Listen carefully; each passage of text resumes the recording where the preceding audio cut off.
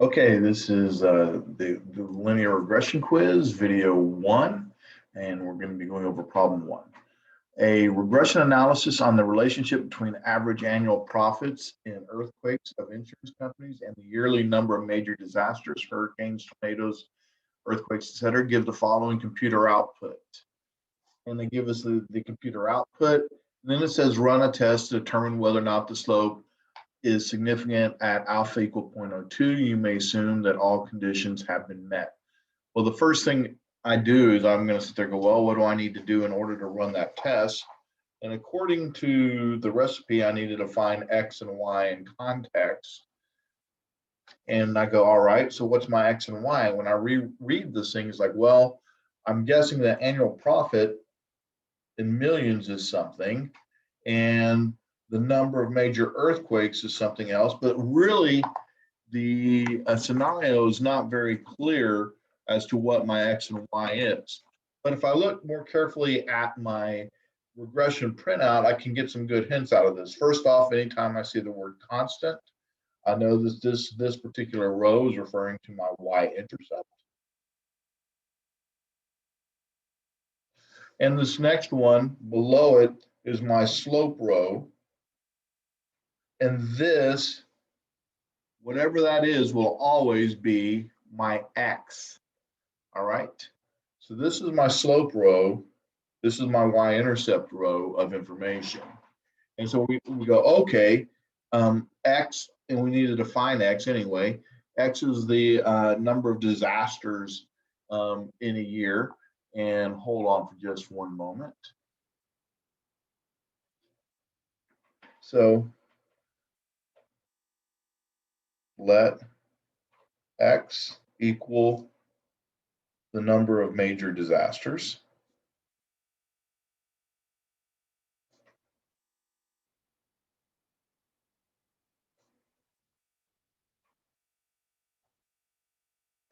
And let Y equal, well, Y is going to be the other one,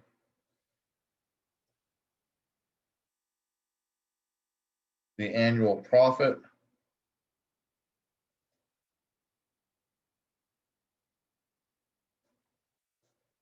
in millions of dollars. All right.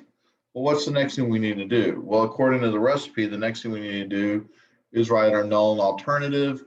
And we can almost guarantee it's always going to be exactly the same thing. Beta 1 equals 0, and beta 1 does not equal 0. So HO beta 1 equals 0. HA beta 1 does not equal 0. And the very next thing it says do is define beta 1 in context. All right. So I always like to start off and go, okay, the change in Y for the change in X. All right. So in this particular instance, I'm going to say, you know what? Beta 1, or let beta 1 equal the amount of change in profits for every 1 unit increase in natural disasters, or we can say for every 1 natural disaster. And actually, these are major natural disasters, but that's probably good enough. So for every 1 unit change in natural disasters, or for every 1 natural disaster that occurs. And the main thing is we want to isolate this down to 1. That's the main thing that we're looking at. All right, so we've isolated it down to 1. Okay, what's the next thing it asks us to do? Well, write the conditions. Okay, and the nice thing here is they told us the conditions are satisfied. So I'm going to go ahead and say this. So we have conditions are satisfied.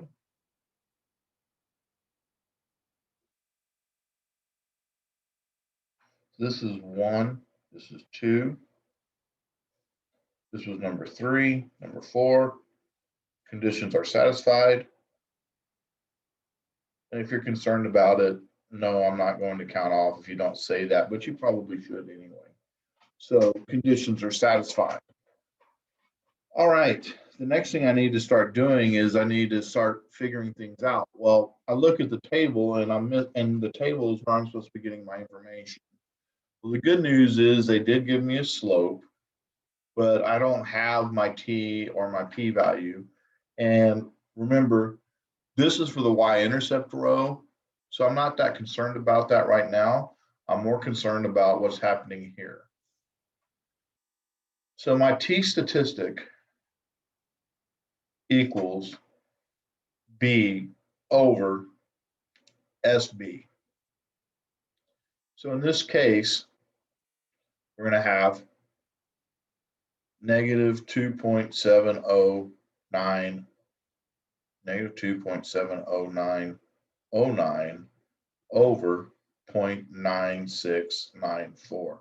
And all I'm doing is I'm taking this row and dividing it. So let's go ahead and do that and see what happens. Negative 2.70909 divided by 0.9694, and I get negative 0.2794, and we'll take it to 6. All right. So we're looking for 2 times the probability that t is less than negative 2.70909 over 0.9694. And you're probably going, hey, how did you know to use a less than symbol? And really, I'm just cheating. I'm looking this time. I'm actually looking at what I have. And I know that the t distribution is set up centered on 0. So it's centered on 0. And we ended up getting a negative 2.7909. So we end up getting that value. So I want to go this way with it. But remember, that's only a less than. We need the not equal version. So I need to multiply by 2. And that's why we have the 2 out there. So here's what I need to do in order to get that p-value. So I'm going to go second vars. Oh, not taking, I'm sorry, that's not the right value. Of course not. That's going to be confusing for you. Sorry about that. It's negative 2.7946. That's the t-value. And this will be the positive 2.7946. If I go second vars, TCDF, my lower bound, we're going to negative infinity. My upper bound, negative 2.7946. My degrees of freedom, well, that's a problem. They didn't tell me my degrees of freedom. This right here will give me my degrees of freedom. In fact, my sample size, which they didn't ask for, would be 9 plus 2. So they basically had 11 natural disasters that they chose, all right, that they randomly selected. So my degrees of freedom here, because regression is n minus 2, is 9. And we end up getting a value of 0.0104, but don't forget, we have to double it because that 0.0104 is here and I need to double it. So times 2 gives me a p-value 0.0208 equals 0.0208. Great, so now we have a p-value. So we're going to go ahead and label our p-value.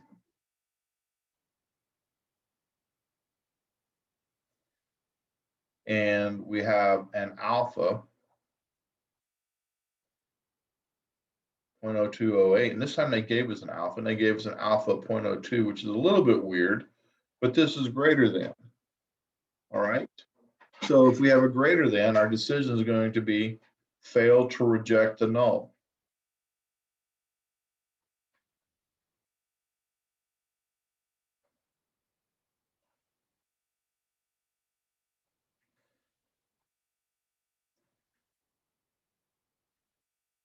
So our p-value is 0.0208.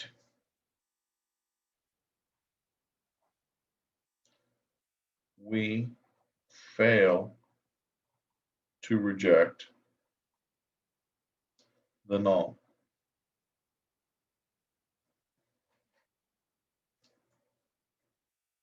There is not sufficient evidence at alpha equal 0.02 to suggest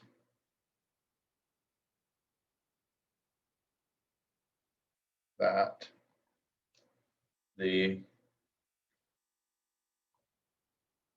true population slope is different or not than 0. All right.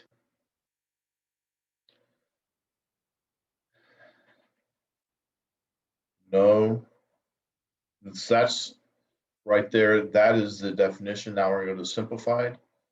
No linear relationship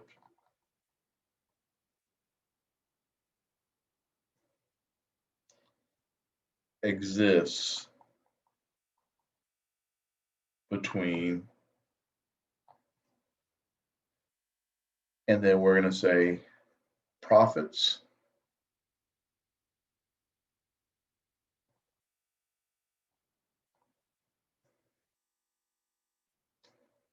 and number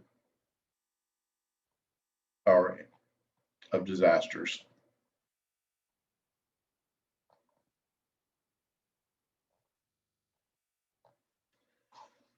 So our p-value is 0.0208. We failed to reject the null. There's not sufficient evidence that alpha equal 0.02 to suggest that the true population slope is different than 0.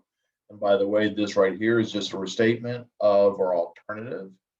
So then we're going to say our simplified, and so this begins the simplified response. No linear relationship exists between annual profits and the number of natural disasters. All right, so that's going to close out our first video. Next one will be on confidence intervals.